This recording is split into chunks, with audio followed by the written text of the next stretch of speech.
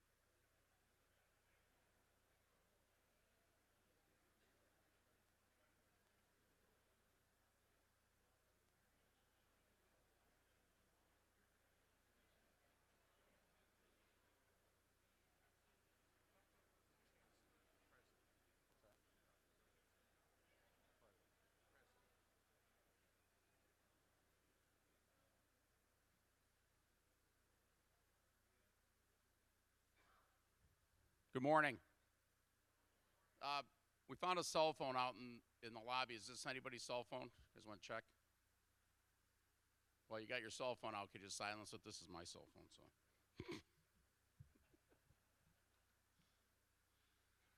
Good morning. My name is Jim Pavasek, Director of Education and Training for the United Association. It is my honor to welcome you to Industry Day as part of our instructor training program. On stage today, we have the flags of the nations participating in this year's program: the United States, Australia, and Canada. You can see that this is truly an international program. Now, would you please stand while we offer the Pledge of Allegiance?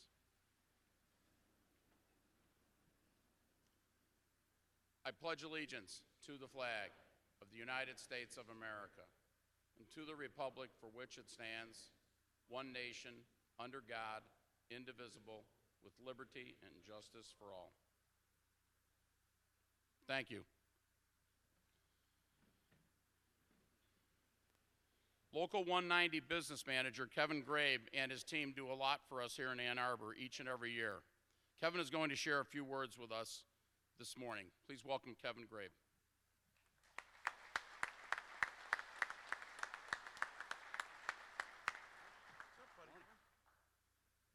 Good morning. Glad to have you here in Ann Arbor, Washtenaw County.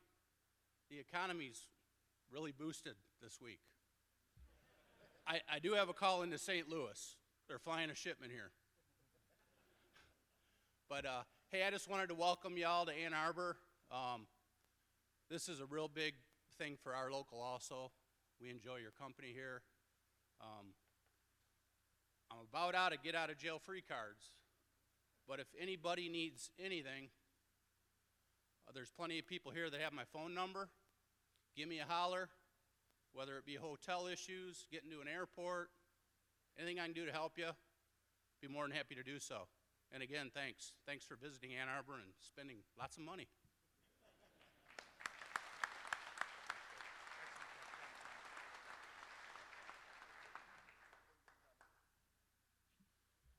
Thank you, Kevin.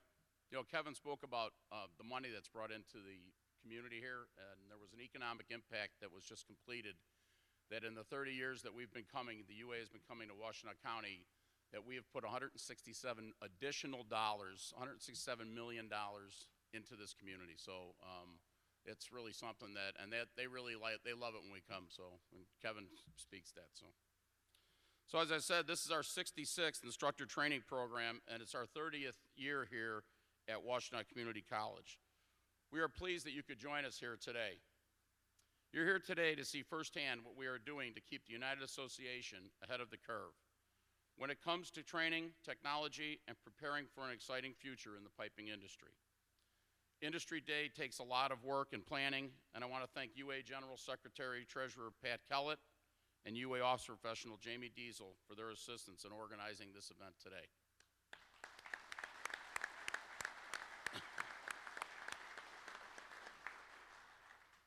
I also want to take a moment to thank the entire Education and Training Department staff. Would my staff please stand to be recognized?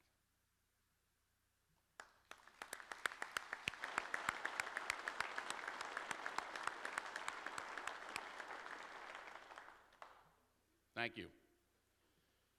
The instructor training program doesn't happen without their year-round hard work and dedication, and I'm personally grateful and honored to have a team like this one. They make us all look good. Just to give you some idea of our numbers here this week, total number of students, 2,013. First-time students, 421. Graduates, 174. Coordinator graduates, 26. Those graduating with associate's degrees, 24. And 257 faculty members on campus. This is our largest class ever, and the first time we've seen over 2,000 students. You can see it's really starting to grow. And it's really great to see so many first-time students. I want to take a moment to introduce our platform guest, starting from my right, Washtenaw Community College President, Dr. Rose Bellanca.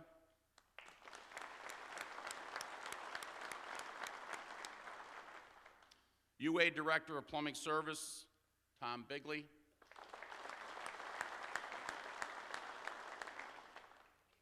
Federal Secretary of the Plumbing Trades Employees Union of Australia, Earl Setches.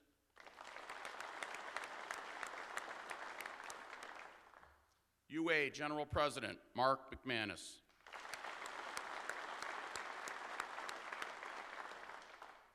MCAA President Brian Helm. And UA Vice President and Director of Canadian Affairs, Steve Morrison.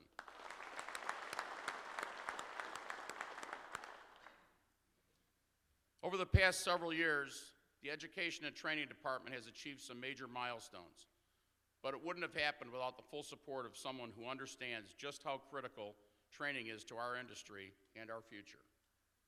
General President McManus has never wavered in his commitment to training. It's a great feeling to have someone like that leading us into the future. Under his leadership, training and education remains a top priority for the UA because he knows that this is what sets us apart from the rest. Mark also recognizes that this commitment to excellence in training is what enables us to serve our contractors and their customers better. In turn, this has helped him build a better relationship with our contractor partners and our end users. Please join me in welcoming UA General President Mark McManus.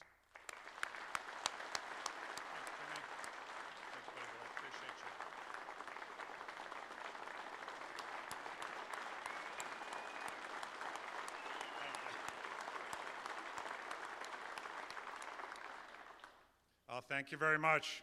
I sure do appreciate that warm welcome. And it's great to be in Local 190. Kevin, it's great to see you. Great to be in Ann Arbor. And it's great to be in the state of Michigan. I said to Dr. Rose, as I got to say good morning to her this morning, it's like a kid on Christmas as you pull up to the parking lot year after year after year, and the activity that is going here, it is just a special place for us. And thank you, Dr. Rose, for opening your doors to us and to the partnership that we have with the United Association. We certainly do appreciate that.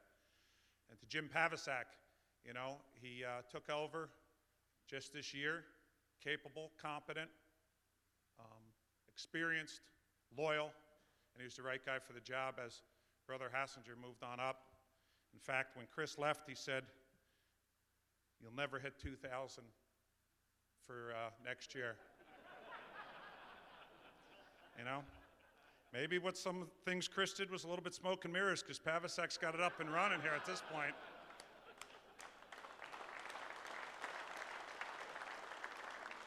I kid Chris, but I think Chris deserves a round of applause of what he did in his tenure as a tenure here.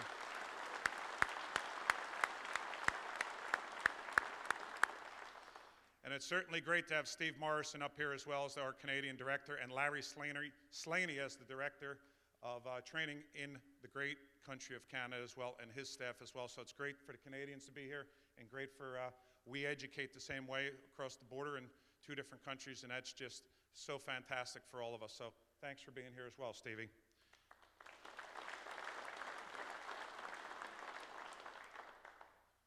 Our friend Earl, he keeps coming back like a bad penny turning up, I told him last night, or I think the line was gum on the shoe, shoe gum he calls it, gum on the shoe.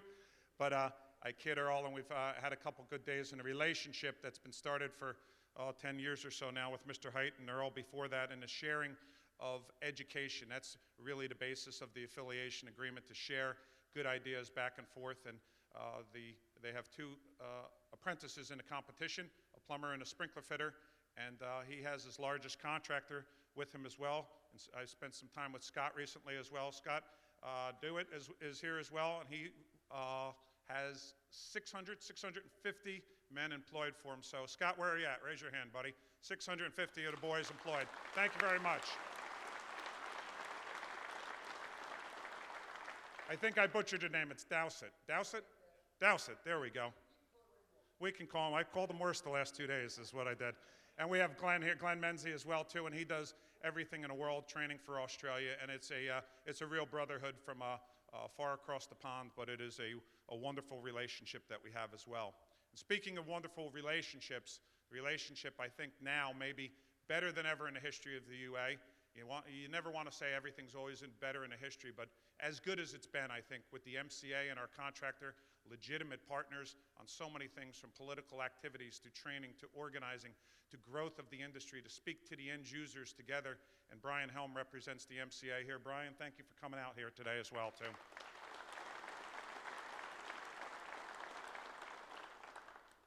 Give you a couple numbers. I'm sort of a numbers guy once in a while. October 11th, 130 years young, the United Association. 130 years. That does deserve a round of applause. All the things we grew up with as a little kid, and you know, the iconic companies, and some of them aren't there anymore, but yet 130 years, and not only celebrating that milestone, being part of something at 130 years that is growing, and it is now, and I've said it a couple different times over the last couple months, but I can say it again today. It's bigger than last week. It is the largest the United Association's ever been in 130 years, sitting here right in this moment. So if you're a retiree with a 65-year book or a first-year apprentice, you're part of an organization that is growing, expanding, and larger than it's ever been. So that deserves a round of applause.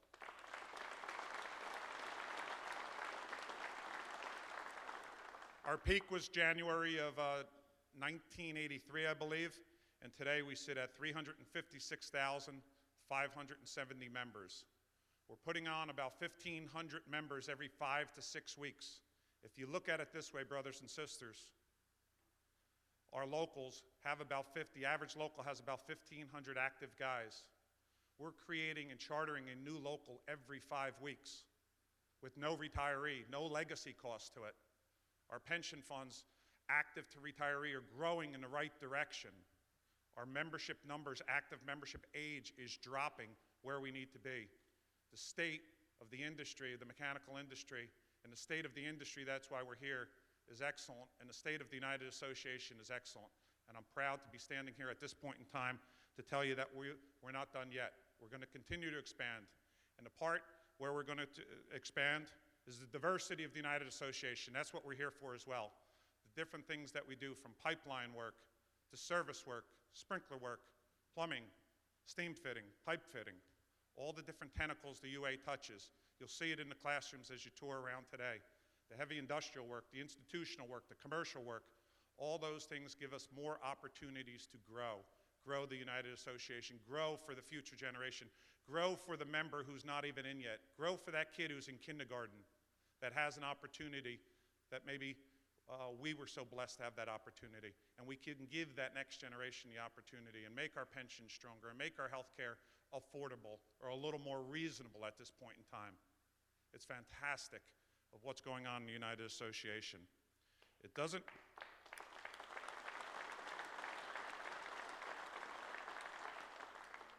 come easy, and it doesn't come without hard work. Our business managers that are in the room, our training coordinators that are in the room, our business agents, it's tough. It's tough to grow your organization. Sometimes the jobs take less people than they've ever taken before, but yet if you expand your horizons, that's the key to growth. The wind is at our back. The industry is doing well, but we need to keep up with the industry and the ever-expanding part of the industry. I think just in our time, the last 5, 7 years, the money that went into education funds, probably 80, 90, 95% of that money was used for apprentice training. Today, 20, 30, 35% of that is for journeyman training, for the continuing evolving of the United Association skill set, and that's a good thing. Our apprenticeships are growing, and that's what we need. Traditional apprenticeships growing, and that's fantastic as well. But they don't come without a cost and without a fight. You've heard a little bit about the IRAPs and the federal government pushing against and weakening what we've done for 66 years, Jimmy, 66 years. $250 million we spend, the United Association, maybe a little bit less, but about $1 billion a year, 4 years. In 4 years, $1 billion with no government grants. And they want to mess with it. They want to touch it. They want to water it down. It is literally what we do and the folks in this room do. It's the backbone of what the United Association does and keeps us strong. So we have a push to August 25th, and we need as many comments in that we can get in. In the history of the United States, I believe this regulation is the most commented regulation. Right now, as of yesterday, I believe that there's 168,000 positive comments for us. The United Association has over 30,000, but it's not enough. I'm happy. I'm not satisfied. We can push your friends and neighbors. Go to UA.org and push the membership, the apprentices, the retirees, and the neighbors down the block, and your relatives. Let's get that number over $200,000, and the fight will continue. The fight will go on. The fight will go on with this administration. The fight will go on with another administration if it changes. That's what we do for a living. But we're not gonna play on our heels. We're gonna play on our toes when it comes to a training and learning and apprenticeships, because that's what we do best. No one does it better. So for this week, for the industry partners, for our vendors, for our end users, I sure do appreciate, on behalf of the whole United Association, I sure do appreciate you coming out, spending your time out here, touring the classrooms, looking at the apprentice competition, looking at the new and innovative technologies that we do. You know, Jimmy asked the staff to stand as well, too. And, you know, sometimes we give a token round of applause for different folks and putting conferences together, but I get to work with the folks every day in headquarters, and the training specialists and the staff on the 4th floor. I dropped something on the 4th floor when Chris Hassinger was there, or Jimmy Pavasek, as a general president. I never have to look back. These guys, you guys and gals, are just terrific. I'm proud of each and every one of you. Thank you very much.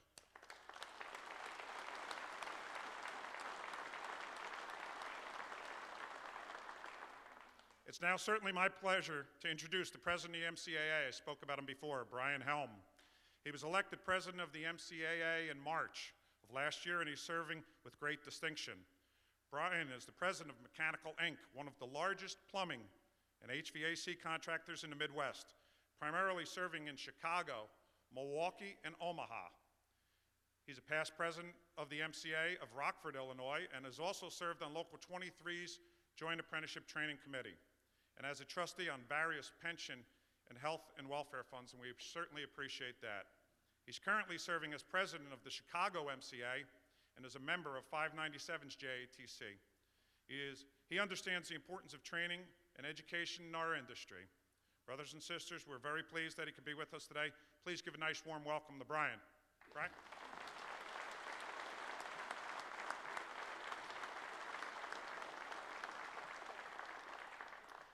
Thanks for that kind introduction, Mark. Good morning. I'm Brian Helm. I'm a 5th-generation business owner and 2nd-generation union mechanical contractor from Freeport, Illinois, and currently president of the Mechanical Contractors Association of America, and I'm honored to be part of today's program. MCAA represents 2,600 of the nation's most professional and best qualified mechanical, plumbing, and service contractors, and every single one of them is proud to be a UA contractor. I'll be brief.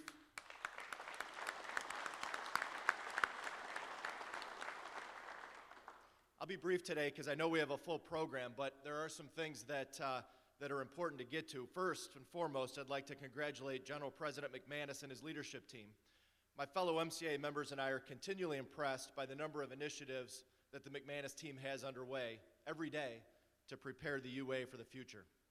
The UA training department, first under Chris Hasslinger and now under Jim Pavasek, does a fantastic job of putting together a world-class program at Washtenaw every year. You know, I recently read that the construction industry will most likely change more in the next 5 years than it's changed in the last 50 years. And just think about that for a second. To many, that's a scary thought, but it's not scary to me, and I'm going to tell you why. I think that gives us, the UA and the MCAA, a real competitive advantage against the open shop. Why? Because both our organizations clearly understand how we design, build, and service our jobs is undergoing a radical change thanks to amazing new technologies. And that's the key. We're going to jointly prepare our memberships for it. We're forward-thinking enough to actually embrace change. And that's one of the reasons that this instructor training program is so unique. This is a week devoted to preparing the UA workforce, not for the present, but for the future.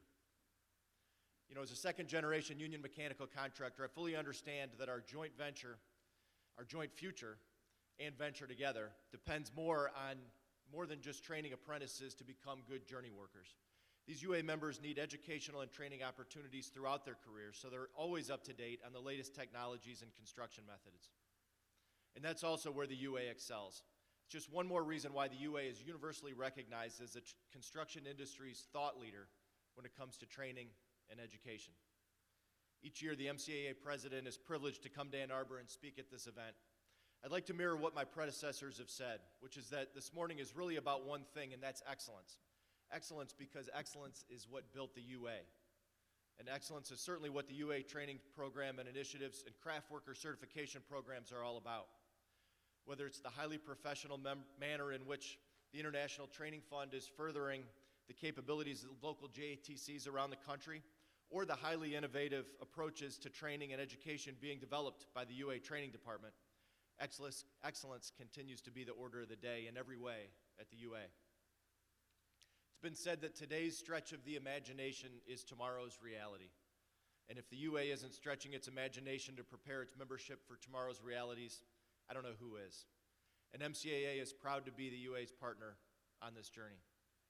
Excellence is therefore a joint commitment made by MCAA contractors and their highly skilled UA tradespeople on job sites all across the country every single day. And our joint pledge to our clients, the owners, is to bring our dedication to excellence to everything we do. In other words, we're jointly working to shape our future rather than allowing the future to shape us. We're jointly working to make sure that the future generations of skilled pipe trades professionals that have an even brighter future than we did when we started out. And we've jointly created what will continue to jointly adhere to the highest standards. Simply stated, we're a team jointly committed to excellence. Thank you for inviting me to say a few words this morning on behalf of MCAA. And again, it's been an honor to be with you today.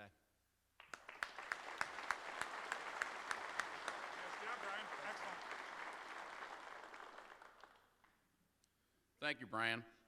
And Mark, thank you too. As I had said, this is our 30th year here at Washtenaw Community College. Over the past 3 decades, our partnership with the college has expanded so that we now have a year-round presence here on campus. A lot goes on here all year long, and we appreciate everything the staff does for us. This is especially true during UA week here at the college. We're always made to feel welcome. And that welcome starts at the very top with Dr. Rose Bellanca, President of Washtenaw Community College. She received an Associate of Applied Arts degree from Helm Community College. She received a Bachelor of Science degree in Family Life Education, a Master's degree in Education and Fine Industrial Arts, and an Educational Specialist Certificate in Administration and Supervision. Dr. Bellanca also holds a Doctorate of Education in Administration and Organizational Studies from Wayne State University. Please welcome Washtenaw Community College President, Dr. Rose Bellanca.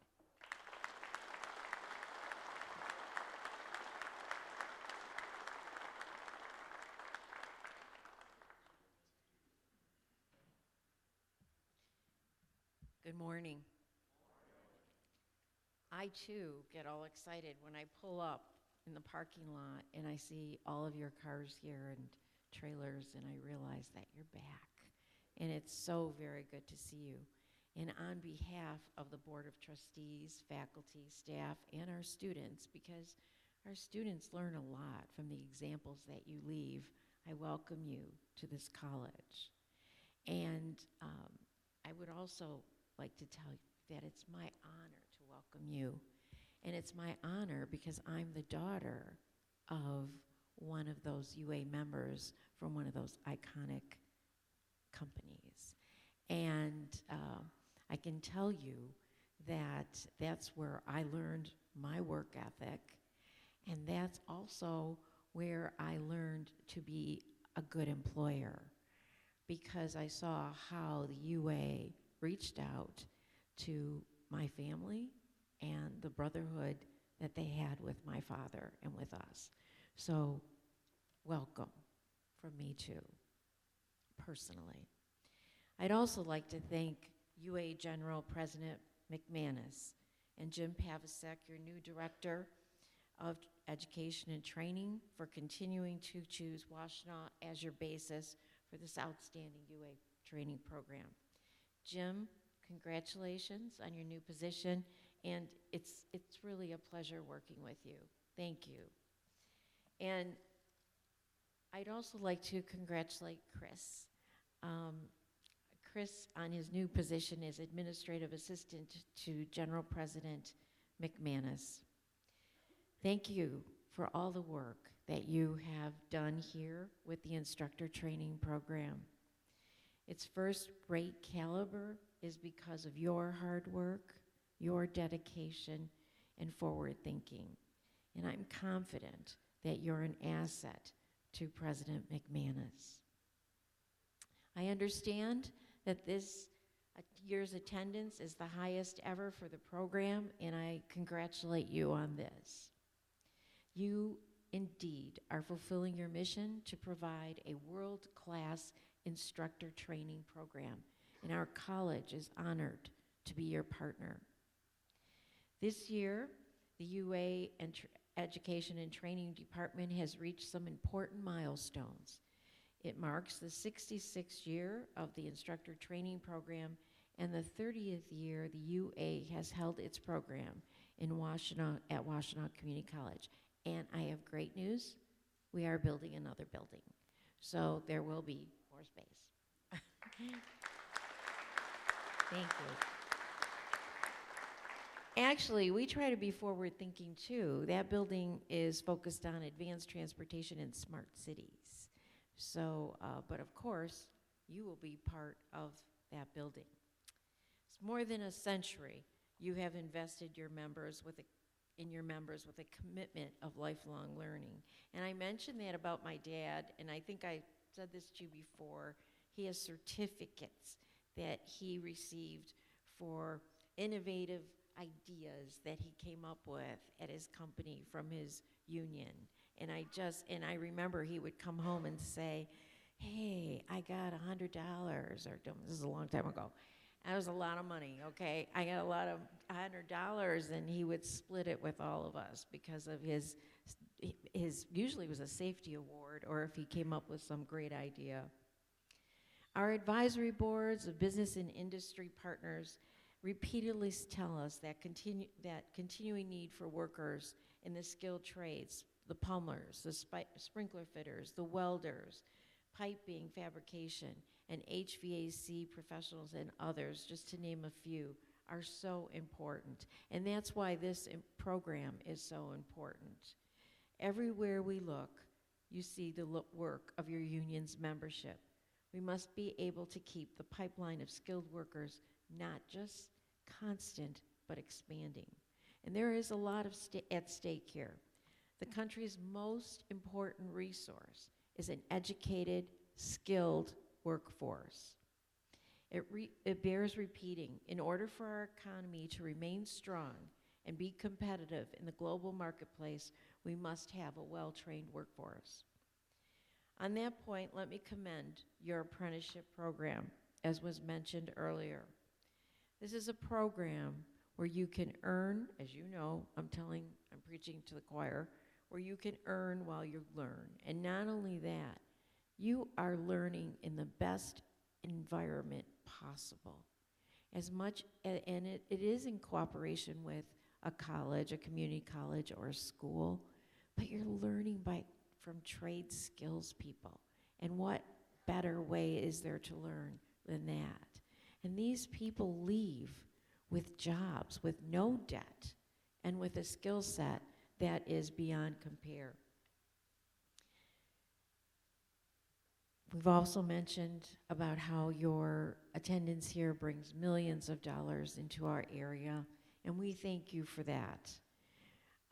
But you not only add to our economy, but you're so generous. For the past 8 years, your 5K run and pub crawl throughout downtown Ann Arbor has raised money for the Semper Fi Fund, whose proceeds provide financial assistance for wounded and critically ill members of the U.S. Armed Forces and their families. Thank you for honoring our veterans in this most generous and respectful manner.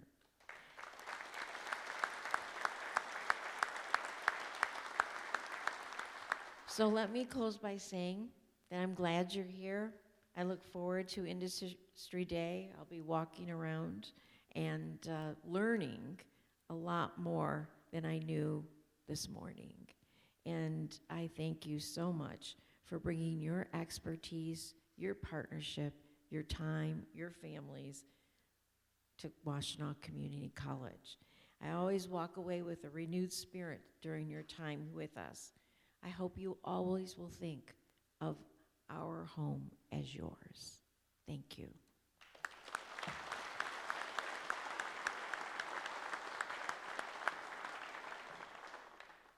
Thank you, Dr. Rose. As a dad, I come home with a $100 bill and they're breaking it up without my permission, so that's it's a little different dynamic a couple years later, Dr. Rose. That's how the household runs in the McManus household. I gave a most deserved shout out to our training specialists and the staff that they do there, and I'm remiss, because sometimes the accolades get in one direction, but I'm remiss if I don't say about all the different departments that the United Association has. Brother Pat Kellett is here as our General Secretary Treasurer, and certainly Mike Pleasant as the Assistant General President. I think they need a round of applause as well here.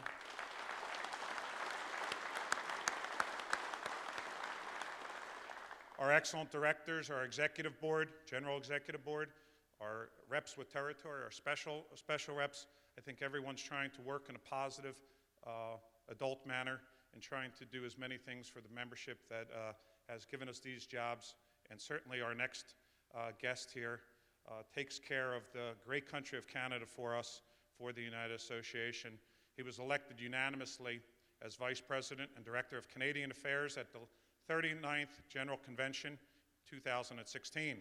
He served as Special Rep for Canada since 2008, and prior to that he was the Business Manager Local 527 since 2003. As a business agent from 1998 to 2003, and almost from the time he turned out as a journeyman, Steve was serving his local union and the UA in some capacity. We're lucky to have him leading the UA in Canada. The boys in Canada certainly appreciate him, and the membership most importantly appreciates him. They're doing many great things, so it's my pleasure and honor to welcome Steve Morrison. Steve.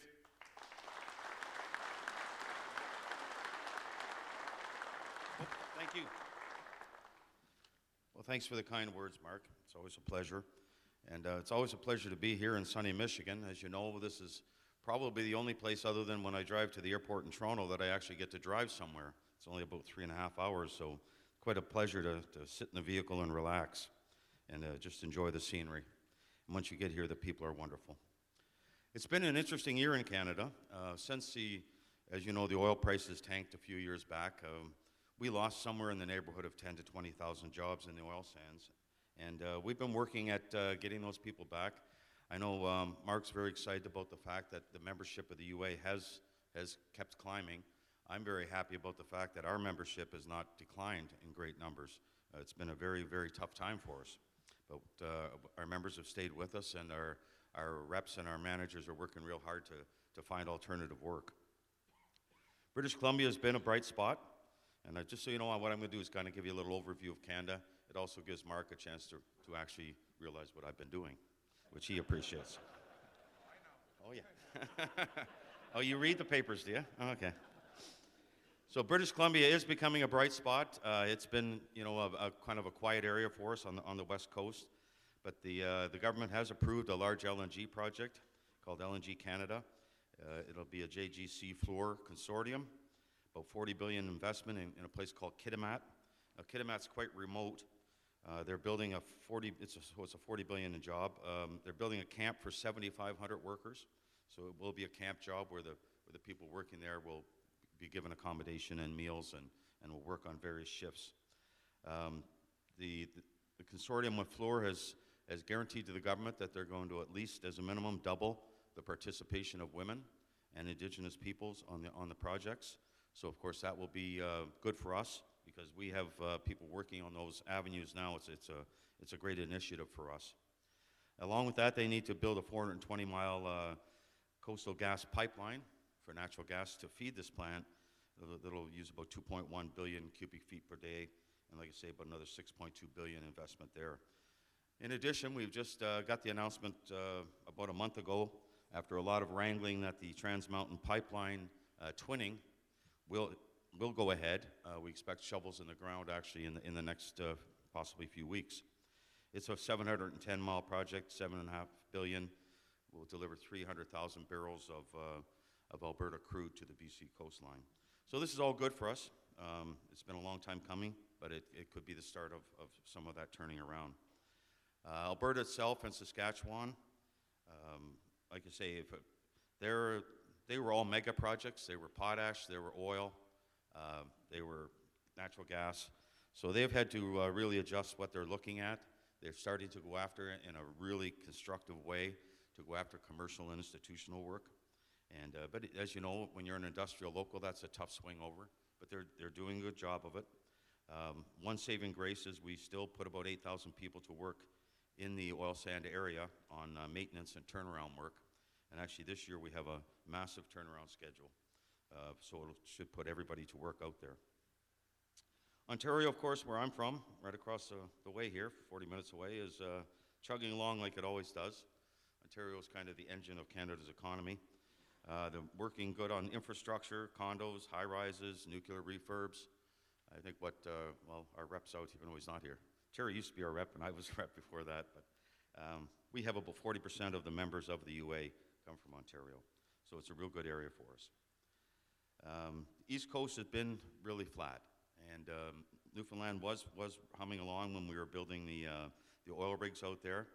What we did this spring is I put a trade mission together, and we took some of our officers, we took some people from the building trades to show that it wasn't the UA trying to steal somebody's work. And we took a professor from Calgary University who specialized in productivity, and we went over to Stavanger, Norway. We met for 3 days with the people at Kverner.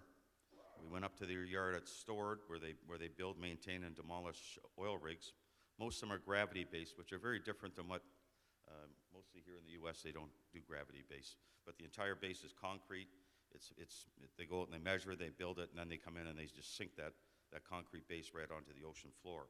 So it's obviously it's in shallow water, but they're looking to build 4 more gravity base, and then they're looking to put build 6 floaters for out on the Flemish Cap. We want to build those units in Newfoundland. We believe we have the facilities for them where we built the Bull Arm. The yard and Stord is where they build a lot of that stuff now. They have 3,000 permanent employees building and maintaining these rigs. And we believe that with their cooperation, and we believe we got that over the 3 days we were there, that they are certainly, if not a promise, but certainly a heavy commitment to consider building those units in Newfoundland. And that's looking at about $30 to $40 billion of work, and that'll be huge for us if we can get that. So that was a good initiative for us. The good thing, kind of, when you get into these construction booms, it is good sometimes to have a little bit of a breathing period.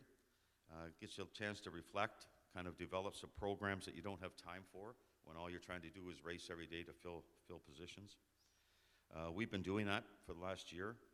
We've been working on issues like mentorship with our contractors to make sure that the young people in the trades are getting the proper training and caring that they need, from older members. September 1st, we are rolling out, that's when it kicks into effect for our pregnancy benefits. We pay 24 weeks of a benefit to a mother in that first critical period for her and the fetus when if they can't be accommodated on safe work.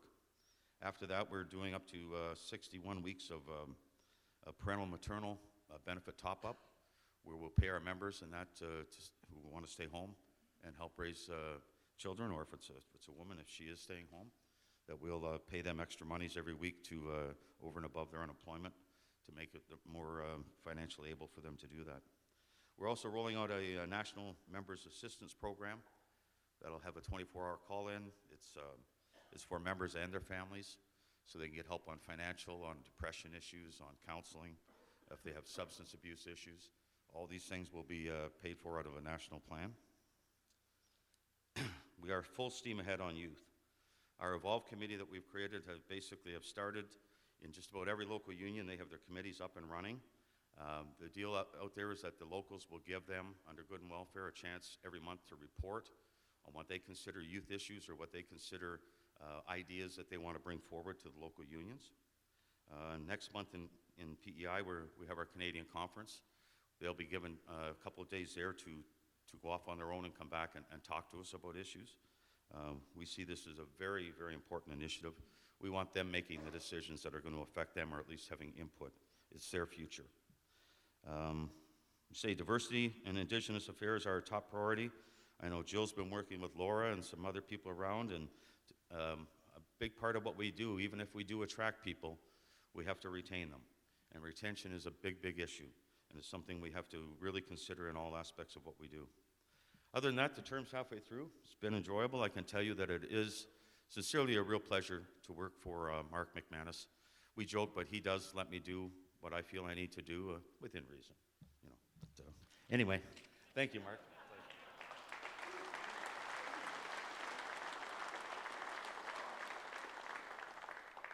Within reason is the key phrase of that statement. Thank you, Steve, and thank you to the brothers and sisters in Canada. A lot of things come across your desk as a general president, and and we try to solve problems. We're mechanics out in the field, and you try to solve a problem on a job site. And the most frustrating and aggravating problem that gets my Irish up more than anything else is the skill set and the good folks and the good brothers and sisters up in Canada, and we have a boom down in the United States, and just the federal government's screwing us up on moving people across the border with the exact same skill sets that are going to come here, perform work, be safe, be drug-free, be productive, and then go back home to where they live and reside, and proud Canadians. And with America's First Agenda, it's a little harder than normal to even do that. We look like we have the door cracked open this week. Nothing yet to announce, but we're awfully close of getting our first people through the administration, maybe 250 we're talking about, and that sounds good, and that gives hope for some folks that have been out of work a long period of time, but it galls me, 250. How about 2,000 people? We'll put them to work in the United States. So there's not a day that goes on, Steve. I want you to know, you do know it because you work alongside with me, but my office as well, that we're continuing to push the administration to open their eyes and come to their senses about the brothers and sisters that can work down here and do our shortages, Steve. So we're with you, buddy. Now I have the opportunity, a good friend of the United Association. We have some fun with Brother Earl, and he is our brother, but he is certainly a visionary on what he does, and it's been a great relationship back and forth for the membership. Over the past decade, we've been able to get to know our next speaker very, very well in this room. Our partnership with him and his organizations benefited all of us on both sides of the ocean. Earl Setches is the president of the Plumbing Trades Employees Union of Australia. He completed his apprenticeship in 1982, worked in the field till 1999, and he was elected Victorian Assistant Secretary of Plumbing Trades Employees Union. After 2 years, he assumed the top leadership position, pretty quick, of the PTEU, settle, which he's had since 2001. He's a good friend of the UA, and we're proud that he makes it all the way over here, and he brings the best and the brightest with him. So let's have a nice warm welcome for Brother Earl Setches. Earl.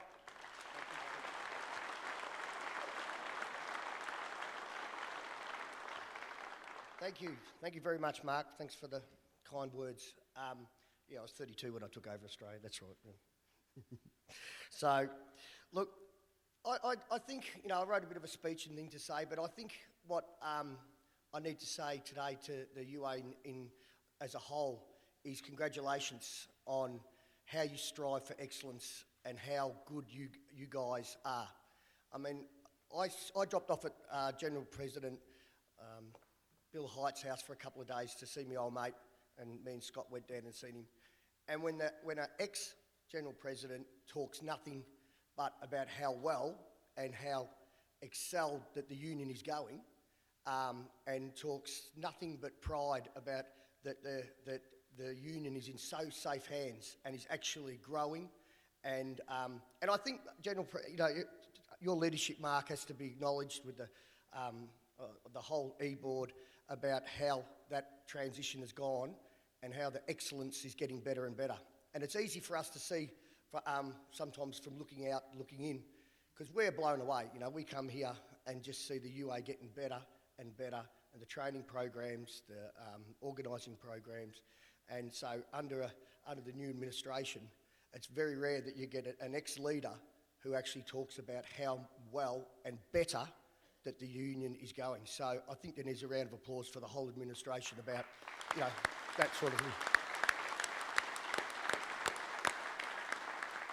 And, for all Stevie Morrison, I want to personally thank you on behalf of my wife. And I went to the Canadian conference last year, and it was just fantastic, and it was so unique, and the way that you guys looked after us personally was wonderful. And and look, I walk into the room today, and Larry grabs me straight away and says, "Earl, come and have a look at this." So we'll go over, and within 5 minutes of being in this building, we've already worked out something that we need to do to take to Australia. So there's perfect examples of how lucky we are, and we've got to thank you. We need to thank you. That's my job, to get up and thank, because we're very privileged to be able to be in a situation where your kindness and the brotherhood, union brotherhood, sisterhood, where whatever you're doing and whatever you're developing, and there's such an open door, and Chris Hasslinger for the last few years, personally, I've got to thank you for that too. And, there's some people new in the room, and our histories of how we've come close together is once we had government schools, and we didn't have the model that the UA do with the union do the training for excellence. And of course we've adopted that, and I'll talk about that in a minute. But there was one major government school that done all the fire protection for Australia, because our cities aren't big enough to have a full-time, and that was where I come from in Melbourne. And the school itself, board of directors, just made a decision that there's not enough numbers and closed the whole apprenticeship down in the whole country. Now it's devastating because it's a licensed trade where we are, and no licence. The union flourishes with high standards, of course. So overnight, and with one phone call to the UA, and Greg from Canada come down, and the Canadian and Chris, within 4 days, with the USB sticks and papers, they sat down with our training guys, who we had a little training unit then, and just bought a block of land, and they stayed with us for a week or two, and I say mashed out, but put together an apprenticeship program in a number of days, Chris, that we could develop and put all those apprentices back in. And now we're the only deliverer of fire protection apprentices in the whole country. We've got 3 schools across the country. And from one phone call, we were devastated, didn't really know what to do, to we'll never ever forget that.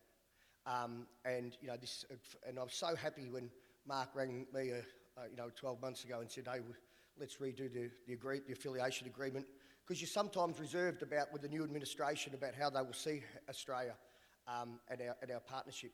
So we were just ecstatic when Mark rang and said, well, brother, we have to redo this agreement, this affiliation agreement. So we thank you, Mark. Thank you very much for including us in your wonderful union and the association. There's some things that we're giving back to now with the schools, because in Australia we do a lot more with water because it's so arid. We use water time and time again, and your dry states can learn from us. And our pension funds invest here, and there was one great story in California where Sid Stolper rang me and said that there was one of our pension funds, which is our money, was doing a huge, was it a treatment plant and powerhouse, desal and powerhouse? You're right. And it was non-union. Desalination plant. It was non-union. That's a hard word for even me to say. Yeah, I'm a sprinkler fitter, so all those I think they're all good, don't they, plumbing? But so And it was non-union, and we had meetings with all our and managed to swing that to sign the agreement and put 2,000 UA workers onto that job for a number of years. So, wherever we could help each other, a phone call away, as I said, we feel welcome. We feel part of the UA, so it's tremendous. I also I'd like to thank Jimmy Coyne. Jimmy from 130?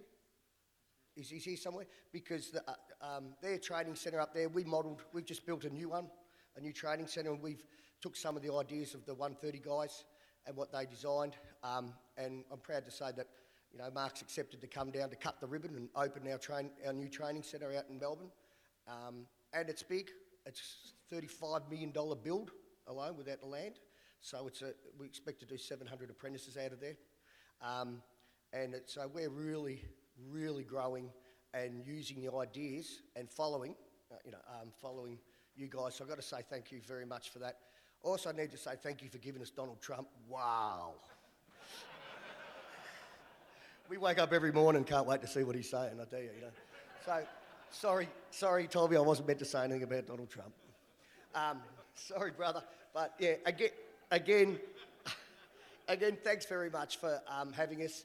And, I try to bring 5 or 6, the apprentices who get that wonderful experience, to come out here and compete with your apprentices. And they make lifelong friends. And I bring out, our different trainers and different admin people each year to see. And, we call it Disneyland for plumbing here. It's just Disneyland. And, the vision of what your leadership has done over 100 years, 130 years is wonderful. And again, to the General President, to the Ples, and Pat up the back there, to the Vice Presidents, to the whole staff, to everyone, thank you very much for having us, and we love you very much. Thank you.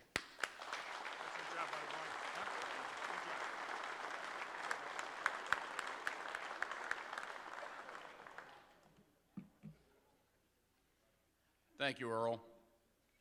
And for anyone who's interested, there's an English version of Earl's speech out in the lobby.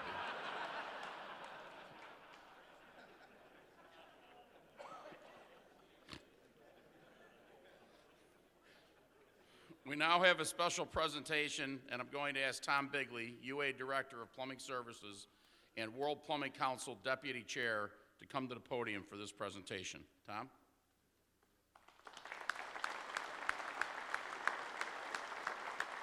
Good morning. I'd like to thank General President Mark McManus, Assistant General President Mike Pleasant, General Secretary Pat Kellett, and all the Executive Board members for their generous donation, the second year in a row that they donated to the World Plumbing Council for the UA Scholarship. This scholarship is the second annual scholarship. It was established by the WPC to help individuals from around the world who are actively engaged in education and training. The scholarship provides an opportunity for instructors to network and share information on training and new technology throughout the world. Last year's winner was Jean-Claude Twajijiman from Rwanda. He was so inspired from what he's seen here last year that he went home and he started the Rwanda Plumbers Organization. I'm proud to say that they have 70 members of the Rwanda Plumbers Organization, and it was directly a result from what they seen here last year.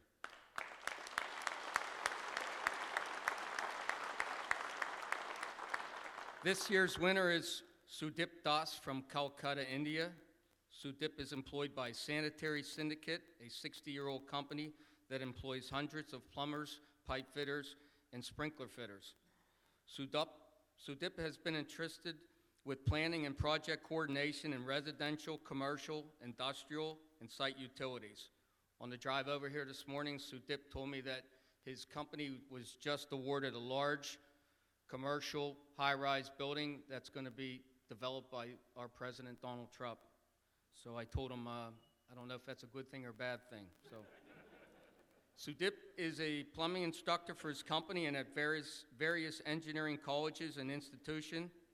He has already visited Chicago's Plumbers Training Center and the Pipe Fitters Training Center. After ITP, he's going to visit Buffalo, New York, Pittsburgh, Philadelphia, and Washington, D.C. It is with great pleasure to present to Sudip Das the 2019 UA Scholarship Plaque and World Plumbing Council Medallion.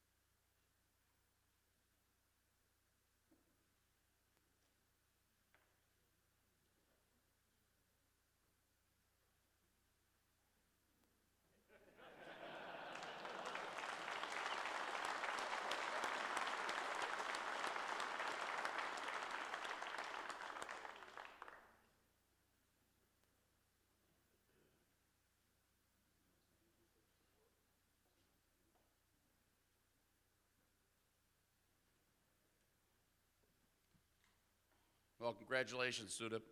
And he's been around all week, and I can tell you, he's really been engaged here. And I don't know how many pictures you've taken, but it's got to be in the tens of thousands. So he's making Dean look bad, I'm telling you.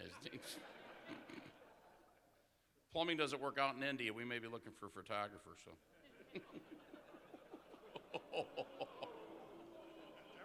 Yeah.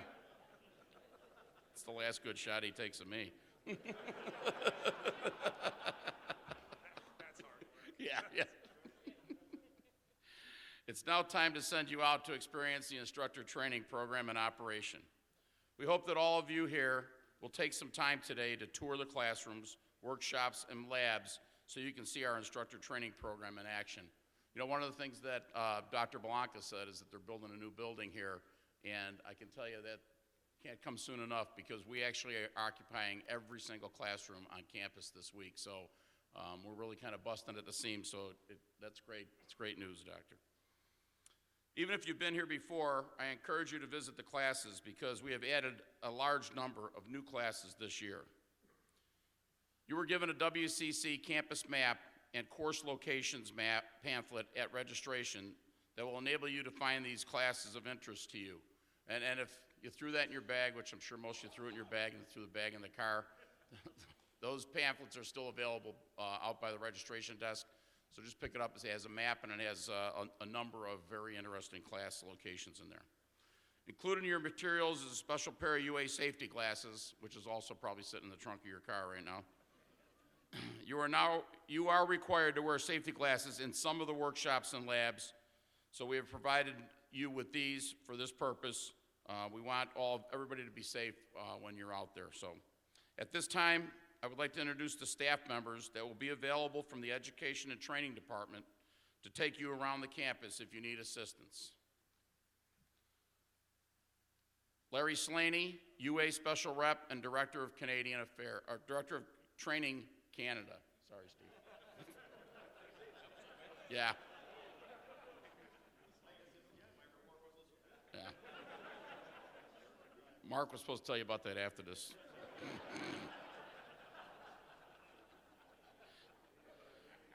Ray Boyd, Assistant Director of Education and Training.